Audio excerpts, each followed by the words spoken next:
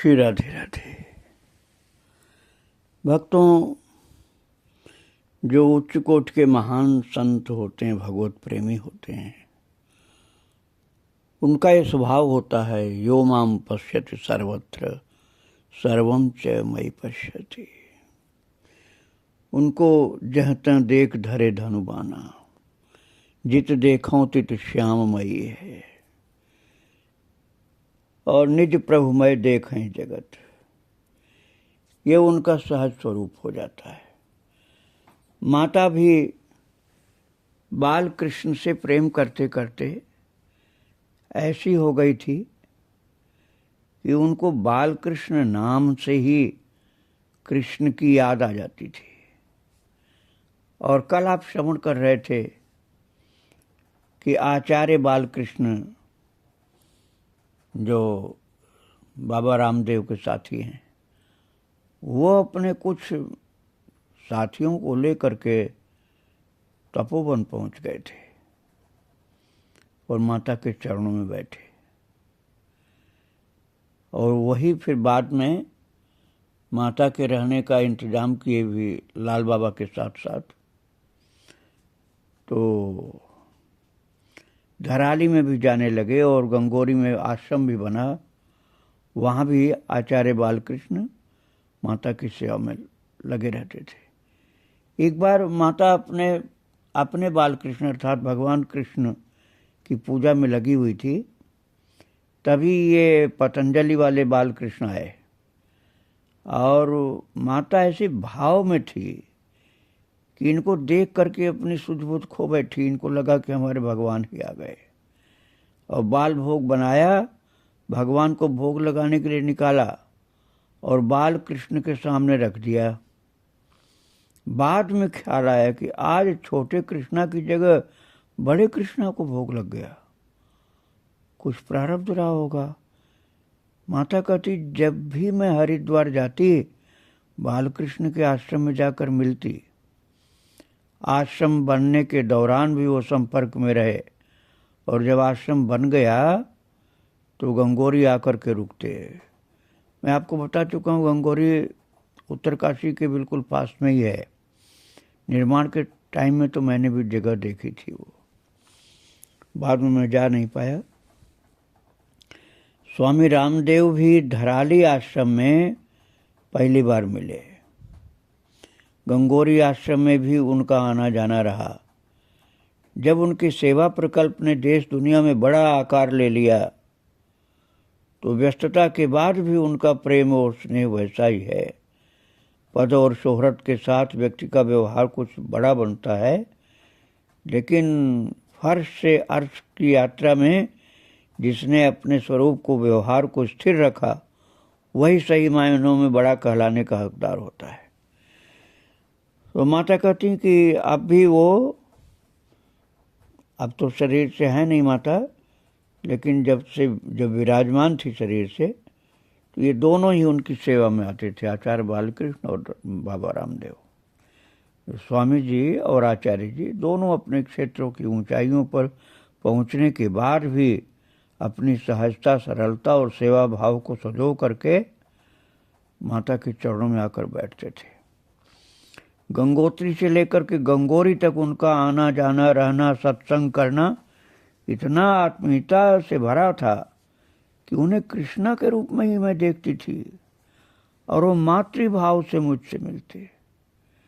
जब उन्होंने कहा कि अब हमें पुत्र धर्म का निर्वाह करने दें, तो हम कनखल के दिव्य योग मंदिर में आ गए। कनखल में रहते हुए अस्पताल और आश्रम में आना जाना लगा रहता। कभी आईसीयू में सीरियस तो कभी आश्रम में एकदम स्वस्थ। डॉक्टरों को समझ ही नहीं आता कि एकदम आईसीयू में क्रिटिकल कंडीशन और कुछ दिनों में एकदम नॉर्मल। शरीर और मन का अपना धर्म है।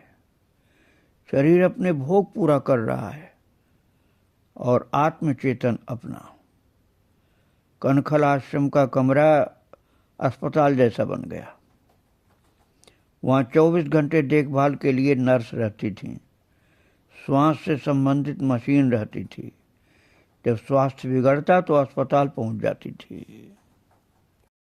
बाद में डॉक्टरों की सलाह पर बालकृष्ण ने कहा कि मिशन अस्पताल में ही एक कमरे में आपके रहने की व्यवस्था कर देते हैं।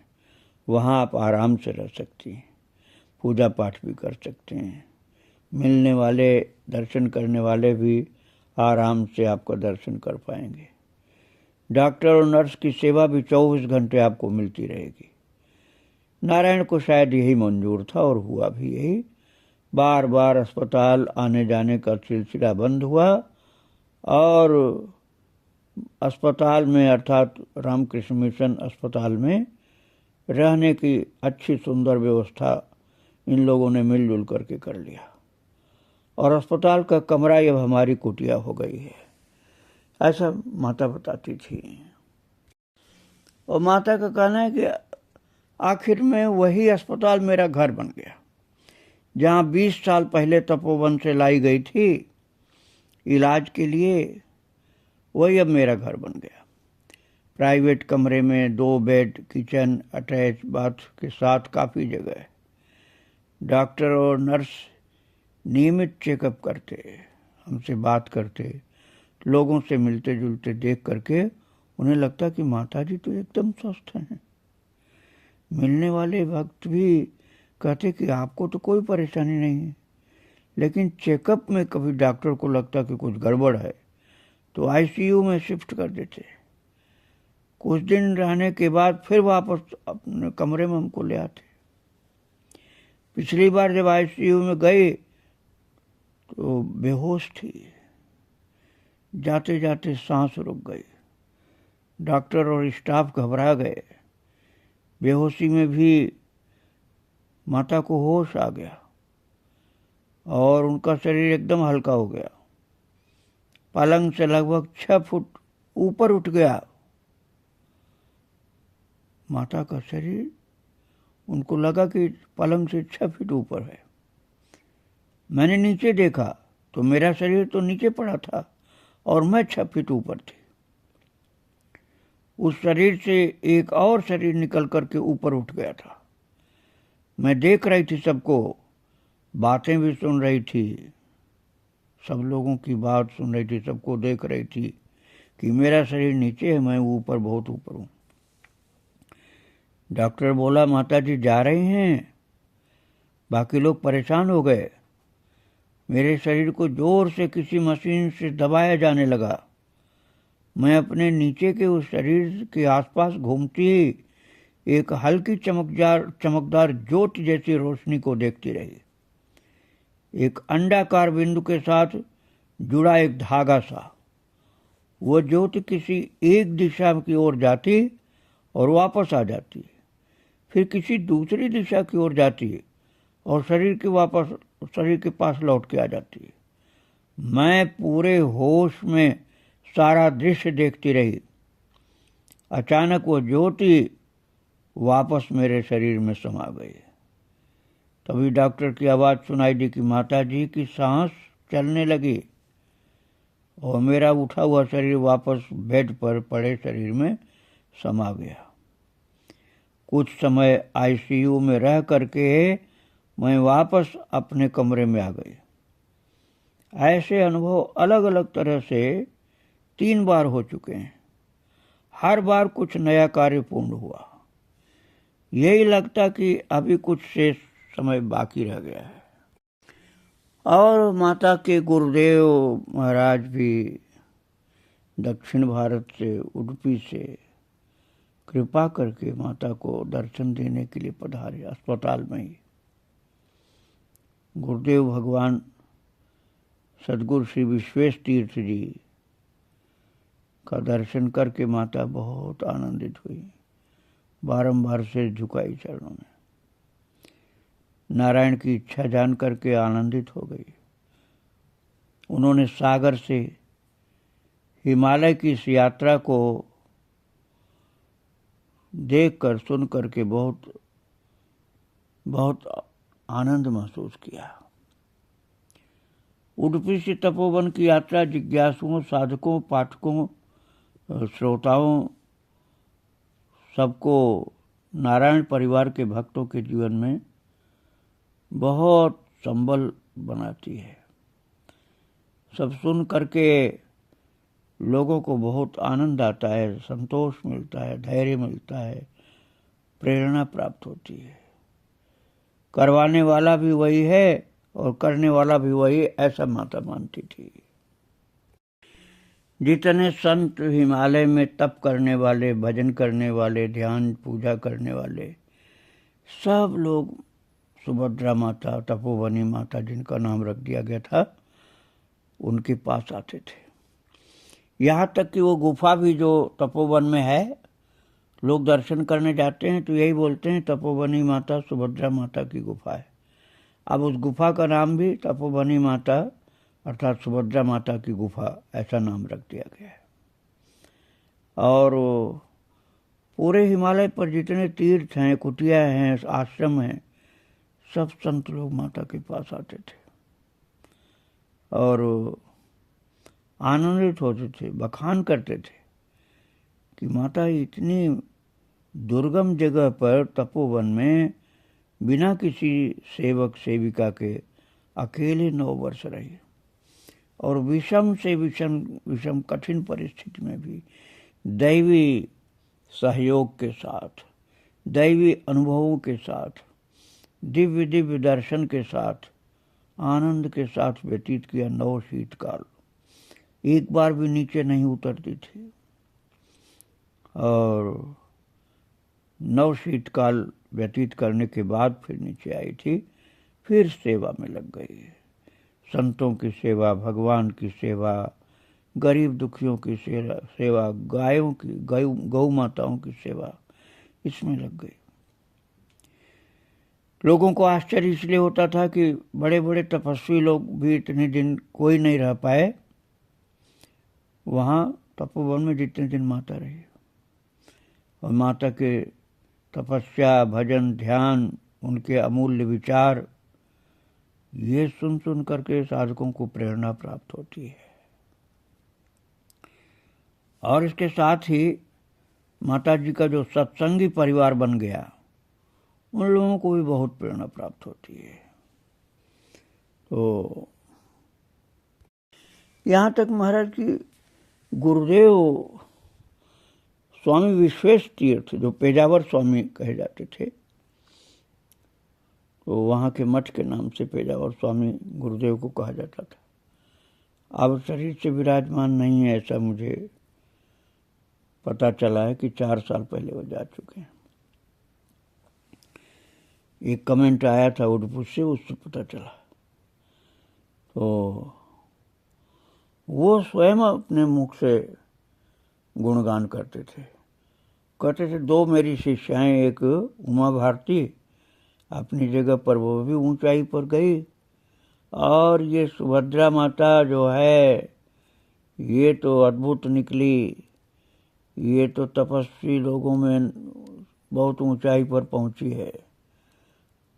स्वामी विश्वेश तीर्थ अर्थात गुरुदेव जी बोलते थे, भक्ति, वैराग्य और सेवा की मूर्ति है। सुभद्रा ने अपनी साधना और तपस्या की जिन ऊंचाइयों को छुआ वह असाधारण है। आज भी ये भक्ति की जिस परंपरा का निर्वाह कर रही है उसमें सेवा प्रधान है। गुरुदेव कहते हैं कि हमने सुभद्रा की भक्ति, वैराग्य और सेवा को देखा है। बड़ी बात यह है कि उनमें किसी प्रकार की न आसक्ति है न अहंकार है। वो सब अपने बाल कृष्ण अर्थात अपने कन्हैया की कृपा मानती हैं, गुरु कृपा मानती हैं। उडुपी में भी हमने उन्हें हमेशा भजन, कीर्तन और सेवा करते ही देखा, बचपन से देखा। वो भी बिना किसी स्वार्थ के करती थी सेवा। जब हम उडुपी के अलावा आसपास के क्षेत्रों में भ्रमण करने जाते तब भी वह अपने आप वहां पहुंचकर सेवा कार्य अपने हाथ में ले लेती थी। यही नहीं, सामाजिक सेवा प्रकल्पों में भी उनका काफी सहयोग रहा।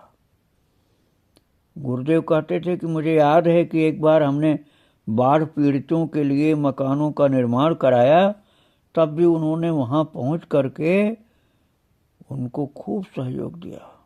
केवल सहयोग ही नहीं बल्कि क्षेत्र में भक्ति का प्रचार भी किया। बाढ़ पीड़ितों को तो सहयोग दिया ही, सेवा भी किया और उनमें भक्ति का भी प्रचार किया। महाराज जो माता के गुरुदेव थे, 4 वर्ष पहले तक थे अभी, वो कहते हैं कि एक दिन अचानक ये उडुपी छोड़कर गायब हो गई। किसी को कुछ पता नहीं चला। मठ में, परिवार में सब परेशान हो गए। चिंता भी हुई क्योंकि उसके पास न रुपए पैसे थे न ही पर्याप्त साधन थे। उस समय हम चतुर्मास के लिए कोलकाता गए थे। कुछ समय बाद जब हम दिल्ली लौटे तो मुझे पता चला कि वो बद्रीनाथ में है। हमारे विद्यार्थी कुछ काम से बद्रीनाथ गए थे। वहाँ उन्हें देख करके उन लोगों ने हमारे बारे में बताया। वो जब हमसे मिलने दिल्ली आई तो उन्हें वापस उडुपी हम ले आए थे। जीव को कितना समय, कब और कहाँ देना है, ये उसके प्रारब्ध कर्म निर्धारित करते हैं। जीवन में जब भी बदलाव आता है तो व्यक्ति विशेष निमित्त भर बनता है और सुभद्रा के साथ भी ऐसा ही हुआ। कुछ समय बाद वो फिर उडुपी छोड़ करके चली गई। गुरुदेव का कहना है कि मुझे इतना पता था कि वो जैन के कुंभ मेले में गई है, कुछ दिनों में वापस आ जाएगी, लेकिन वह इस बार वापस नहीं आई, नहीं उसकी कोई खबर मिली।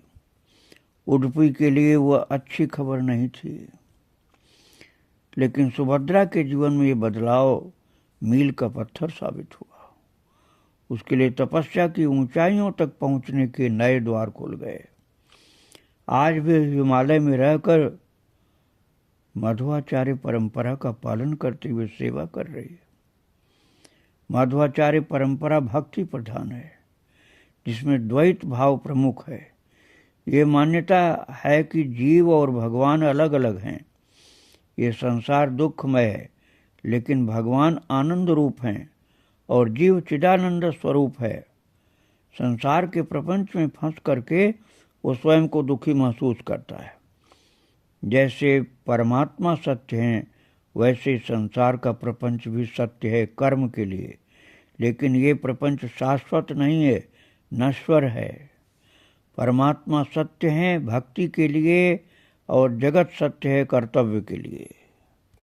भक्तों, गुरुदेव इनके जो आचार्य माधवाचार्य जी थे, उसके सिद्धांत के अनुसार अपनी शिष्या को उपदेश किए थे और माता ने गुरुदेव के वचन को पूरा पूरा निभाया। और वो कहते हैं कि ये संसार का जो प्रपंच है भगवान की सेवा के लिए, इसलिए गृहस्थ में रहते हुए, संसार में रहते हुए भक्त अपने कर्म के साथ सेवा करते हुए भगवान को प्राप्त कर सकता है। भगवान को किसी भी रूप में माने, सब नारायण के स्वरूप हैं, वही सर्वोपरि हैं। वो एक ही हैं, उसके रूप अनेक हैं। आप उसे किसी भी नाम रूप से पुकारें, बस भाव की प्रधानता होनी चाहिए। आप जहाँ भी हों, जैसे भी हों, अपना कर्तव्य करते हुए भगवान का स्मरण और सेवा करते रहें। इसके लिए सबको संसार छोड़ने या जंगल जाने की जरूरत नहीं है। भगवान कृष्ण ने अर्जुन को निष्काम कर्म का ही तो संदेश दिया है, इसलिए निर्लिप्त होकर के निष्काम भाव से कर्म करें और ऐसा करते हुए आसक्ति का भाव न रहे, बल्कि भगवान का स्मरण रहे कि जो भी कर रहे हैं वो भगवान के लिए कर रहे हैं और जो भी मिल रहा है वो भगवान का प्रसाद है। ऐसा भाव रखें तो जीवन में आनंद और शांति बनी रहेगी। जहाँ भी हों, जैसे भी हों, ध्यान और नाम स्मरण को अपने जीवन में उतार लें। लगभग 5 दशक अर्थात गुरुदेव ने जब बताया उसके 50 वर्ष पहले की बात है। उडुपी में कृष्ण पूजा के समय सुभद्रा को मंत्र दिया था। गुरु जी को बहुत आनंद था कि मेरी शिष्या इतनी महान तपस्विनी और भक्त बनी। वो कहते हैं कि मेरा अपने सदगुरु के साथ अनुभव है कि मंत्र मिलने के साथ यदि ईश्वर की कृपा हो जाए तो शिष्य स्वयं को गुरु से जोड़ लेता है और गुरु भी शिष्य को अपने आभा मंडल में ले लेता है। उसके साथ वो शिष्य पर जो स्वाभाविक आशीर्वाद कृपा होती है उससे वो पोषित होता है। उसके बाद वो शिष्य के ऊपर निर्भर ये करता है कि वो स्वयं को भगवत कार्य पर कितनी दूर तक ले जाएगा। सुभद्रा ने जो प्राप्त किया उसे अपने जीवन में उतारा और अपना एक मार्ग बनाया। इसी रास्ते पर चलकर सुभद्रा ने एकांत गुफा में कठिन साधना की। ये उसकी विशेषता है। तपोवन से आने के बाद भी वो सरल और सहज भाव से सेवा कर रही हैं। गुरुदेव कहते थे प्रसन्न होकर कि उनके बारे में जानकारी मिलने के बाद भी हम मिले।